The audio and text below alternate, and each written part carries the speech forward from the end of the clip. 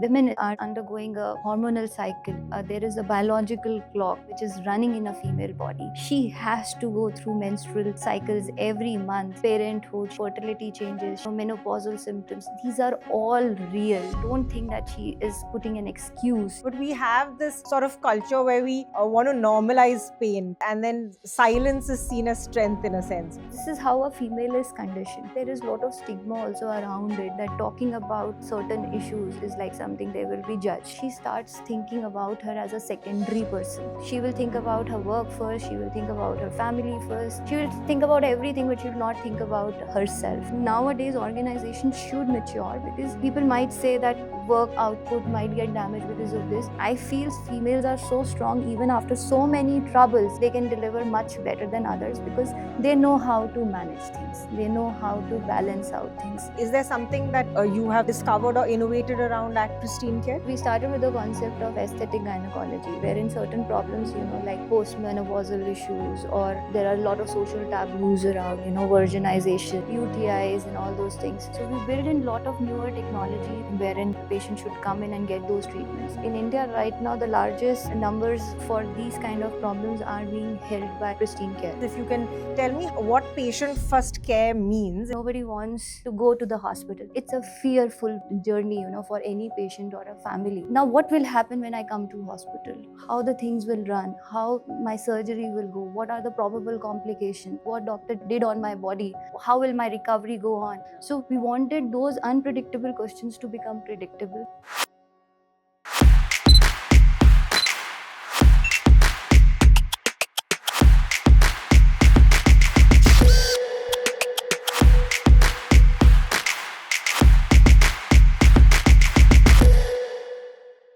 Welcome to UpClose, where we zoom in on those who are not just breaking barriers, but redefining what's possible. This is part of our Road to SheSparks series, where we spotlight women leaders, entrepreneurs, and change makers who are shaping the economy, communities, and culture.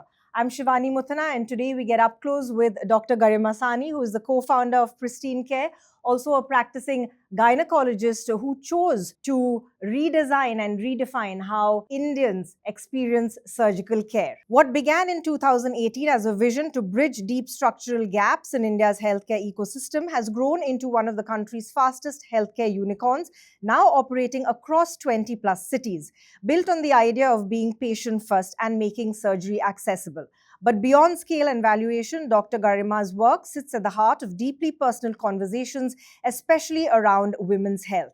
And today, we'll, of course, explore her evolution from being a clinician to an entrepreneur. Dr. Garima, a pleasure to be having this conversation. Same here. Thanks, Shivani, for having me here at your platform. Dr. Garima, thanks for your time. And if I can start off with your founding journey, right? If you can tell me, what really was it that you saw in hospital corridors that made you realize that patient care and surgical care needs the reform that you see today? In my family, no one in my family was a doctor, but when my journey as a doctor, started, I have worked in different types of hospitals, whether it was an institute, whether it was a government hospital, whether it was a big corporate hospital. And then, I came up with my own practice. And when I started with my own practice, the real gaps actually came in front of me when I actually were in touch with my patients, and also in my journey when I used to meet patients. Most of the gaps which in my journey I identified were around, the communication, the predictability. So patients used to come to the hospitals, but they were not knowing. They were just knowing what they are suffering with, or they get to know what they are suffering with. But, when they get to know what needs to be done next, or what has to happen with them in the journey, was the biggest gap. Like what kind of problem they are having and how that solution will happen, that they know, but why it happened to them, right? And why that particular treatment is right for them, and what will happen when they will come to the hospital, how the journey will happen inside the hospital, what kind of hassles they have to go through, what will be the next steps, right? How the discharge is going to happen, how the next follow-ups are going to happen. I think these were the gaps which in my journey we identified, right? And then we thought that let's fill it up for the patient side. As a doctor, I also found certain gaps. What I believe that India is, full of great doctors, very skilled doctors. But when it comes to, the chance given to them, there are many doctors who are trained, who are skilled, but not getting that opportunity, to come and operate or be the face to the patient. So that was the gap we identified from the doctor's perspective. Third place, as I said, that I worked in different types of hospitals. So in my practice, I was going to different types of hospitals, whether it was a small nursing home, whether it was a big corporate hospital. So saw the gaps even in the hospital, that the hospitals are not running into the full capacity. They also want more, patients to come in. They also want to treat more patients, which help them increase their business. So those were the hospital problems. So we identified these three gaps, or three, the pillars in the healthcare, and we tried to build something which is like took the shape of Pristyn Care. As you mentioned, right, in traditional healthcare and hospitals, you have a consultation in one place, diagnostics in another, and surgeries happening somewhere else. So what were some of the early insights that really shaped the blueprint of Pristyn Care when you started off in 2018? So when we started in 2018, I would say the point which came or stuck in our head was that we wanted to make surgeries, predictable. We were not, like, when we started, we were not into primary healthcare. We were not into tertiary healthcare. We chose secondary healthcare, wherein the planned or elective surgeries needs to be done. Many patients don't know why they need it. Yeah. When should they go for it? Right? What is the right time? Are they choosing the right treatment? What a doctor has to tell, right? That is not something which gets cleared. Doctors sometimes tell, okay, fine, aaj man hai, you can get it done today. If you want to get it done after 6 months, you can get it done after 6 months. Yeah. So why it is important to be done now? I think those questions of predictability, that these are important, this needs to be treated, and this is the right time, a doctor has to tell. Similarly, like in the journey, suppose now I have to come to the hospital. Nobody in this world, wants to undergo the knife. Nobody wants to go to the hospital. It's a fearful journey, for any patient or a family. Now what will happen when I come to hospital? How the things will run? How my surgery will go? What are the probable complications? When do I need to come and meet the doctor? What happened inside the surgery? What doctor did on my body? How will my recovery go on? How the follow-ups needs to be done? What is the final thing now? Whether I will have the same thing again or not? These are so many questions which remains, not answered to them in the first go. Yeah. So we came up with the thought that we wanted these questions to be answered to them. We wanted those unpredictable questions to become predictable. That is how Pristyn Care started. Right. That is, of course, a lot of work to be done on the patient side, but also as a founder, right? And being a young woman doctor yourself, how did you sort of look at the challenges and risks of starting up a Pristyn Care? Because healthcare itself is a highly regulated sector, very capital intensive and reputation driven as well. When we started, the concept, you come up with the idea, but then when you have to execute it, there comes a lot of challenges, So we also face certain challenges at that point of time, whether it was related to patients. How will the patient come in? What will patient think about it? So we built a complete ideology around it, that what we are going to deliver to our patient. The second thing was around the doctors. We said that the doctors will come, but then doctor is also looking for something which is already in place. They also want to work in bigger institutes. Yeah. Why will they come and join us? I talked about hospitals, the smaller hospital. They had a big questions. We have a hospital, we have infrastructure. We are not able to bring in patient. You guys have come in and you guys are telling us that you will, come up with the patient base. So how is that going to help? How that is going to actually happen? So these were the few challenges as a doctor also we face, as a startup you can say, or as a new healthcare thing which we thought about. But then with gradual thing, the funding happened and all those things, we were able to grow and we were able to prove our concept. And from the existing patient base who were getting treatment done from us, their voice actually spoke up. We've seen Pristyn Care expanding now into 22 plus cities, but also to dial back a little bit into the actual, work on the ground in terms of what patient first care means. If you can tell me, how are you sort of standardizing and doing minimally invasive surgery? Because I think that is the main USP also that Pristyn Care operates with. Being a doctor, I do understand that doctors behave differently. Doctor has their own, ego issues and stuff, And if I talk about healthcare as such, healthcare itself is hyper-local, But then there were certain guiding principles. We understood what are the gaps. We mapped those gaps around the patient journey, around the doctor journey, around the hospital, around the operations and everything. And we made certain standard processes, like if it is related to the doctor, we had certain criteria that, okay, fine, this much qualification we need from the doctor to come in and become the part of the organization. When the doctor joins in, we are not going to train them on surgical skills, but yes, there are softer skills which are very important. So we build in the training concepts around it, that the doctor needs to be trained at how he or she has to speak. So a doctor sitting in Delhi and a doctor sitting in Bangalore will have a same kind of OPD consultation. The questions will mostly remain the same, because those are the curiosity questions from the patient side which we build in. So we build lot of SOPs around, the medical ecosystem which needs to be, followed. We made training modules around it. And then also comes like, if you're making something, you have to make the checker. So we made audits around it. For us, our patient is our customer, and we consider that to be the god. When we say patient first, every small things needs to be built around it. So we understood there is a problem by the patient in understanding what they are suffering with. How will the treatment happen, who they have to meet, who's the right doctor, right, what will happen in the treatment. So we build in a care coordinator team. So as soon as a patient comes on our platform, there is a care coordinator who's assigned to that patient. He or she will talk to the patient, understand the problem. That person is not a doctor, is someone not going to advise any kind of procedure, surgery, medication, but is a guiding one who will help them understand what they are suffering with, because that person has also underwent lot of trainings by our system, wherein they have been trained about what are diseases, how the complaints comes in, how the complications can happen, what are the probable treatments. So that person will get in touch. Everything from admission to discharge is well planned. There is a care coordinator who is assigned inside the hospital to these patients, who will do all the formalities on the behalf of the patient. The patient just goes there. It's like pre-check-in kind of a thing, wherein you go to the airport, you have your web check-in already done. So everything is in place. They're assigned to the room, they're taken to the surgery. So everything around inside the hospital for the patient is already pre-done. Then comes pick up and drop. There is a fear in the head on the day of the surgery. There are a lot of confusion which comes in the patient's mind. We came up with that model wherein we are picking up the patient from the home, dropping them to the hospital, post-surgery, dropping them back to home.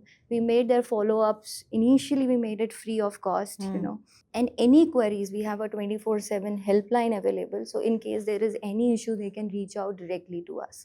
And Pristyn Care has, gone on to become one of the fastest health tech unicorns. In a sense. So how do you then, balance growth metrics with ethical consideration? Because generally in healthcare, there is always this debate that traditional hospitals also, it becomes too transactional. And after you scale and become very big, it just boils down to profit. Becoming like the fastest healthcare unicorn, I would say none of us planned around it. It was not a well-planned strategy, you will say. It just happened in the goal. And when it comes to growth versus ethical things in healthcare, and I would say in healthcare, ethical is everything. You cannot grow without being ethical. If you think you are not ethical and you're just thinking about, growth, that growth is not sustainable. You will collapse one day. So definitely many hospitals, traditional hospitals, look into the growth aspect, which is very important, I would say, as a business strategy, as a business model, but they don't compromise on any kind of ethical things. They make SOPs, they believe in those SOPs, they do audits, checks around it, but growth simultaneously needs to be maintained.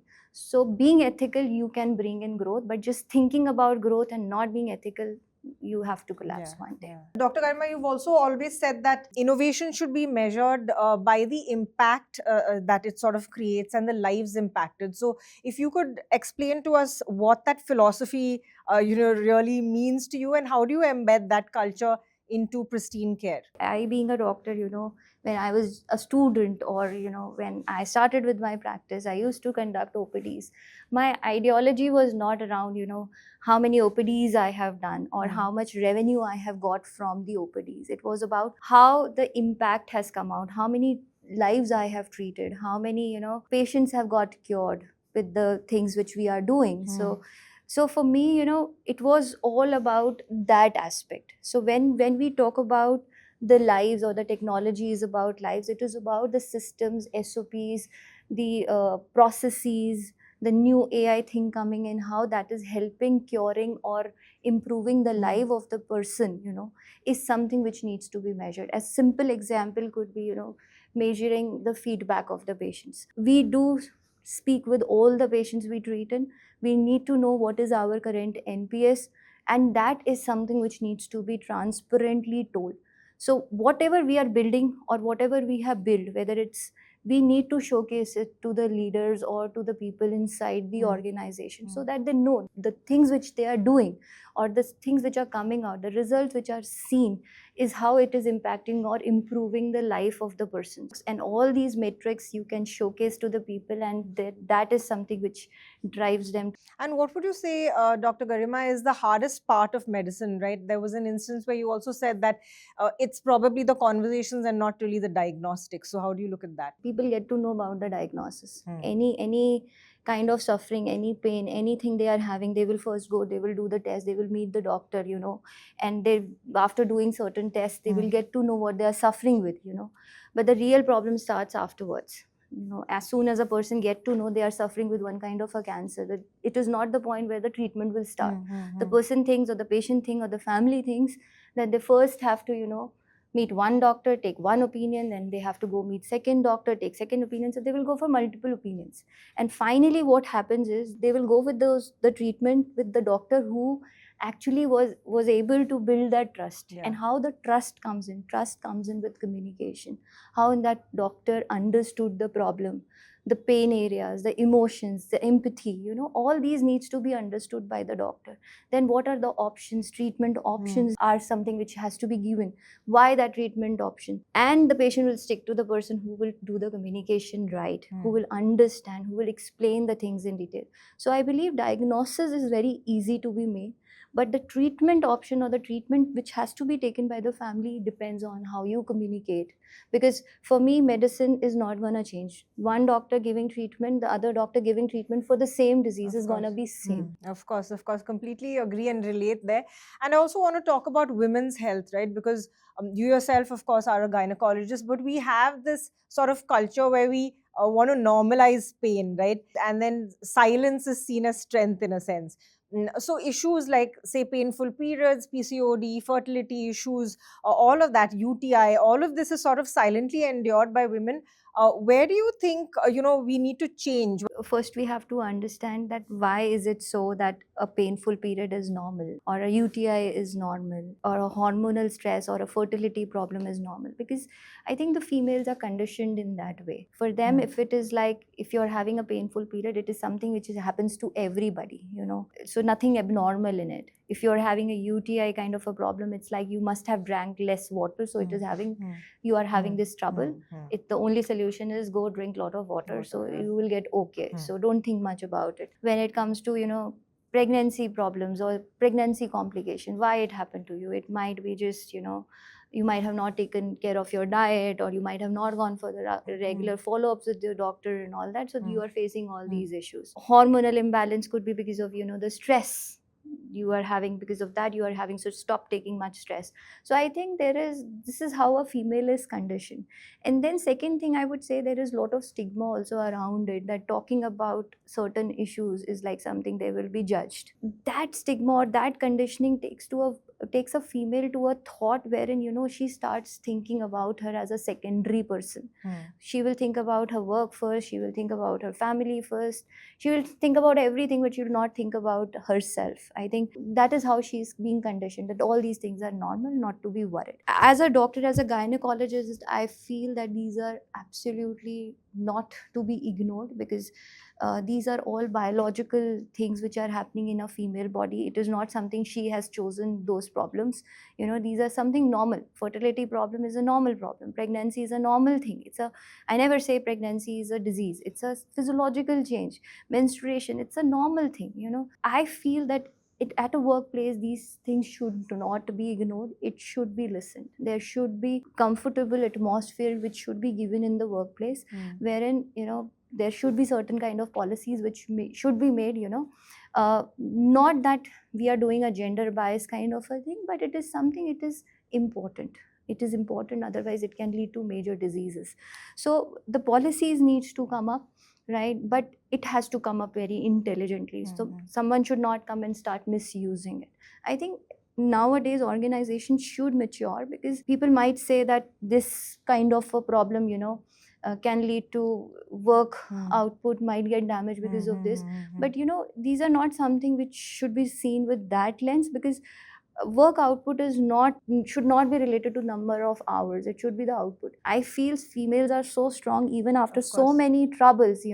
They can deliver much better than others, because they know how to manage things, they know how to balance out things, they know how to integrate certain things, and then they do the work. So output should be managed for females, and the comfortable policies should be created in the workplace. You sort of flagged off very relevant points there, and also from the health techs themselves, right? In terms of the surgeries that you do, or the care around gynecology and women's health, is there something that you have discovered or innovated around at Pristyn Care? Pristyn started with two specialities. It was general surgery and gynecology. So we started with the concept of aesthetic gynecology, wherein certain problems, like postmenopausal issues, or there are a lot of social taboos around, virginization or virginity questions, or, UTIs and all those things. So we built in a lot of newer technologies at that point of time, wherein the patient should come in and get those treatments. We invented that, and I would say in India right now the largest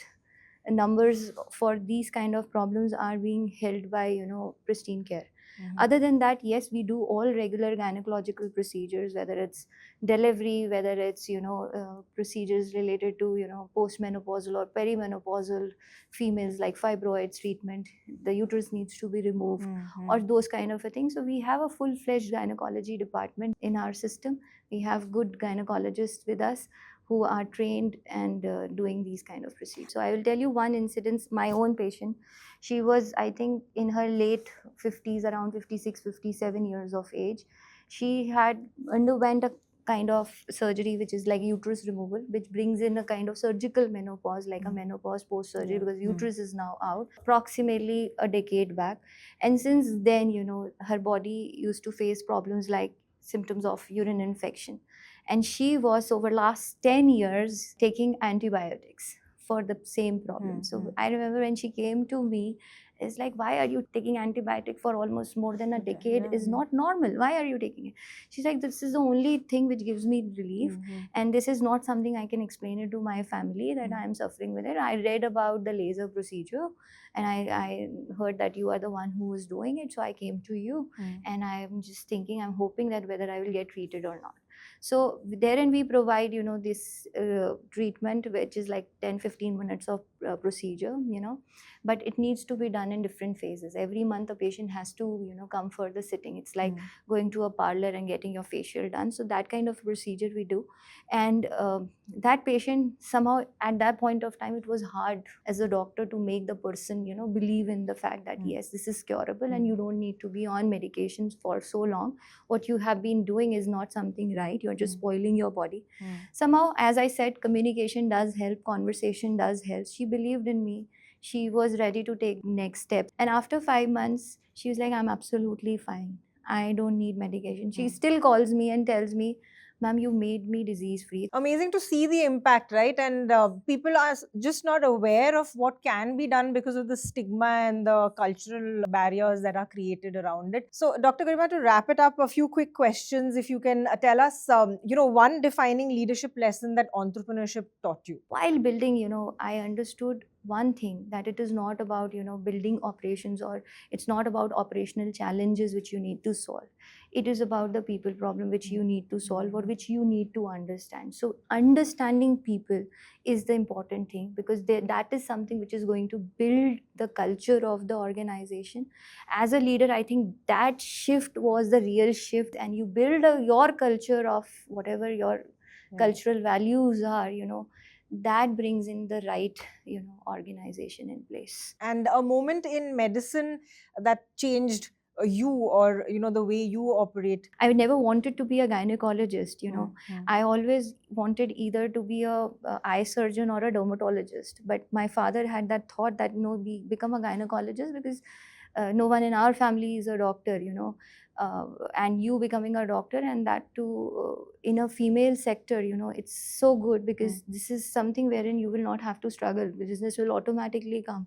You will have that kind of a satisfaction. But when I became a gynecologist, it was like, why the hell I chose it? Yeah, there is no timing the God has made, the patient come for delivery at any point of time. There is no Sunday, there is no Saturday, there is no nights, nothing. That was something, at one point of time when I chose to be a gynecologist, those were the questions. But then as soon as I remember I did the first delivery as a gynecologist, the kind of smile, the kind of satisfaction you see on the family's face, this is something, the best thing I could have ever done. And that is the real reason that I still pursue my practice as a passion. Nothing else, because that satisfaction I get from nowhere. And that is the moment, I was like, no, this is the right branch. Because anywhere you go in, like if you become a doctor of an ICU, you will see deaths happening. This is the only place, you are seeing the life coming in, and the happiness on the family and the parents is unimaginable. Of course. And even on the flip side, is there any misconception about health tech startups, and one misconception or what should change about the outlook on women's health? So health tech startup should not be health tech. It has to be healthcare only. It has to be human led. Healthcare cannot be tech led. So there is a big misconception that the technology will come in and will take over the healthcare. Healthcare can never be taken up by technology. It definitely can enhance the healthcare. So biggest misconception is it's not a technology startup. It's a healthcare core human problem which needs to be solved. See, women's health, as we just discussed, women is undergoing a hormonal cycle. There is a biological clock, which is running in a female body. She has to go through menstrual cycles every month. She has to go through parenthood. She might have to face through fertility changes. She will have to go through menopausal symptoms. These are all real. Don't think that she is putting an excuse in front of you. These are very important things, and these needs to be addressed, because this can bring in a kind of a trauma in her head which can be more dangerous. So I believe that instead of misunderstanding a female on all these aspects, it's important to give a support to her. Great note to wrap it up. Thank you so much for your time, Shivani. Dr. Garima, and great to see the impact you're creating with Thank you, Pristyn Care. Shivani. Thanks, my pleasure.